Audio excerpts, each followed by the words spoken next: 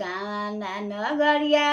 पापा हो जुआवा खेलनी हमरा के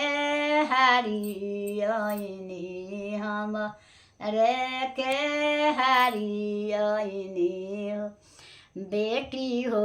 अयोध्या नगरिया जुआवा खेलनी त बेटी ये के हारे ऐनी बेटी हो मथुरा नगरिया जुआवा खेलनी त तो रे के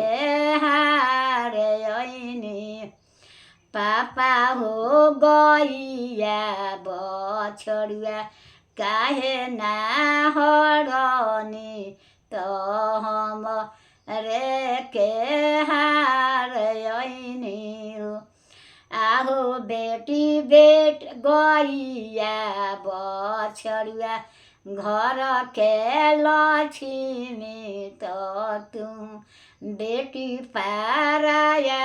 रहलू आहो बेटी गैया बछड़ुआ घर के लक्ष्मी त तुम बेटी पाहुनावा रहलू आहो चाचा कावाना नगरिया जुआवा खेलनी त हम रे के हार ऐनी आहो भैया कावाना नगरिया जुआवा खेलनी त हम रे के हार ऐनी बेटी हो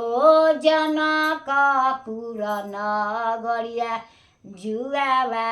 खेलनी त बेटी ये के हार ऐनी आहो चाचा छिपावा से लुटावा काहे ना हरनी त हम रे के हार ऐनी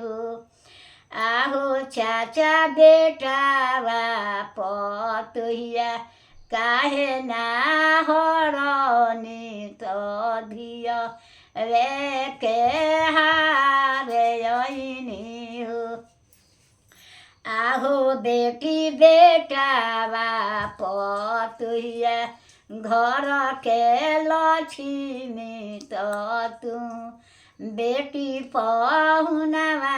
रहलू आहो बेटी बेटावा पतोहिया घर के लक्ष्मी त